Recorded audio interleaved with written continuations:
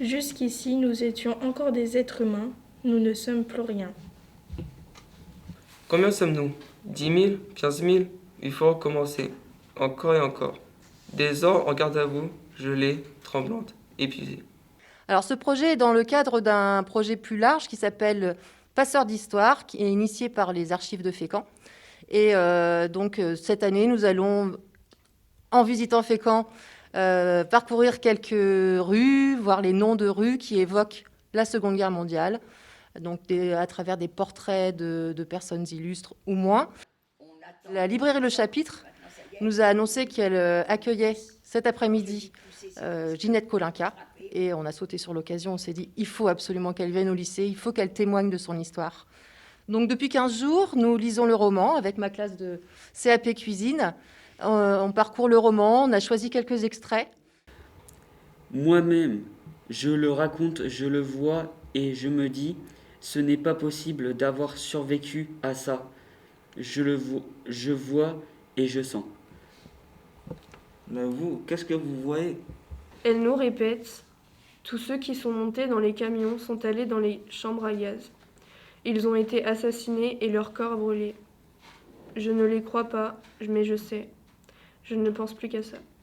Et cet après-midi, on lui posera des questions à Madame Kolinka. On est très impatients et très honorés. Est-ce que tu as déjà échangé avec eux? Est-ce que tu sais déjà comment ils risquent de réagir, ces élèves? Alors, on a des passionnés d'histoire. J'ai été assez surprise de leur connaissance.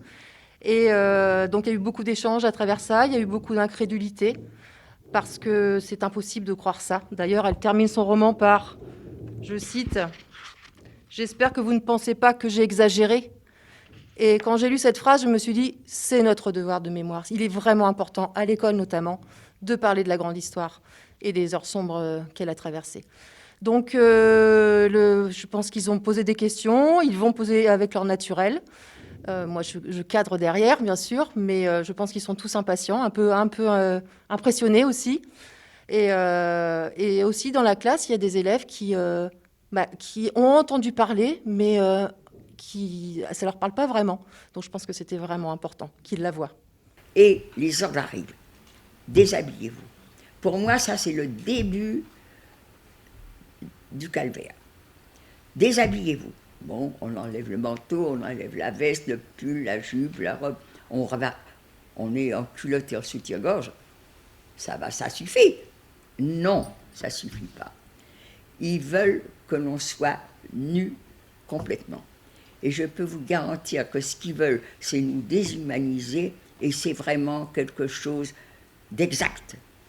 Je l'ai trouvée déjà très touchante, très instructive, et puis très heureux d'avoir pu participer et que le lycée et la ville de Fécamp nous ont offert cette chance de pouvoir rencontrer Madame Kolinka. Et qu'est-ce qui t'a le plus touché, le plus marqué par rapport à cette histoire? Toute son histoire est touchante, mais quand elle raconte la vie au camp, quand elle raconte l'enfer en fait des camps, c'est touchant. Et puis le fait que, moi personnellement, je me dis c'est une présence physique. Elle a physiquement vécu la Shoah, et c'est ça qui est peut-être le plus touchant. Mais elle a gardé son humour quand même. Ah oui, bah oui, ça nous a bien fait rire aussi. Ah oui, franchement, c'est une femme qui a de la poigne, comme on dit.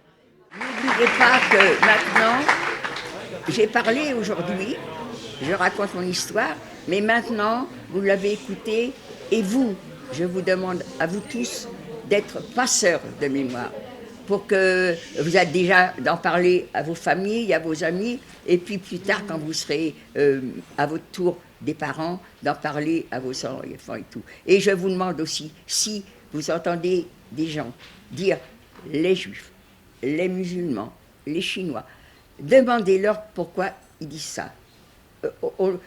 On est des êtres humains. Et chez les Juifs, il y a des salauds, puis il y en a des biens. Chez les musulmans, il y a des salauds, puis il y en a des biens. Chez les chrétiens, pareil.